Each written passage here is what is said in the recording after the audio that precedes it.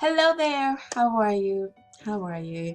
Nefertiti Poyner with the Devereux Center for Resilient Children popping in for just another tip for all of us to think about as we work to support each other through this pandemic. But you know what? As I was thinking about our recording for today, so much of what we're talking about and learning about ourselves, each other, and our family, these tips can be used beyond whatever this pandemic will be for us when it's all over. And even today's tip is important. So, social distance, that's the term, right? We hear it everywhere. But until I have a chance to see you again, I want to encourage us all not to compromise our social connections. All right? So, yes, social distance, physical distance may be necessary, but social connections, don't lose those. Don't lose those. I don't have enough time in this tip to tell you all of the different research that talks about the importance of human connections.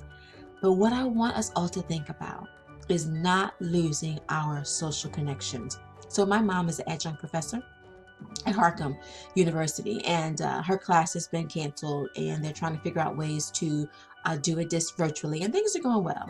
So a few nights ago, my mother sent me a Zoom link. She said, Nefertiti, come help me see if I got this right.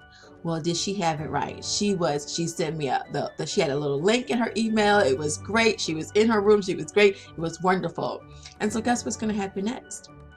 My mother is inviting her grandchildren to a Zoom book story reading, a nighttime book reading with grandmom done via Zoom technology.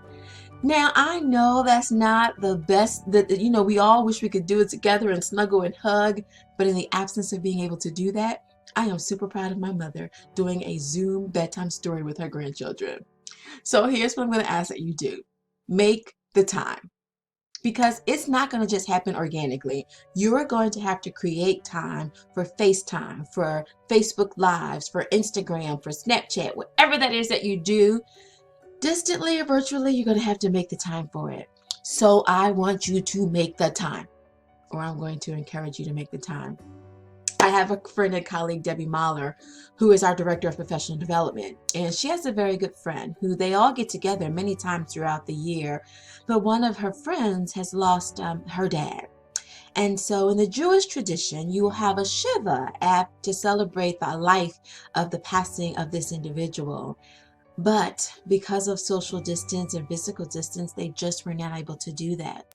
So instead, they had a virtual Shiva.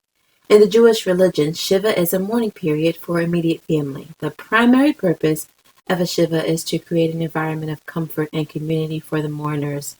Well, my colleagues shared that during their virtual Shiva, her friend, was able to share stories about her dad. And because they all went to college together, each one of the friends also had a story to share about the dad. And because it was virtually, kids popped in, husbands popped in, and it was just an amazing time.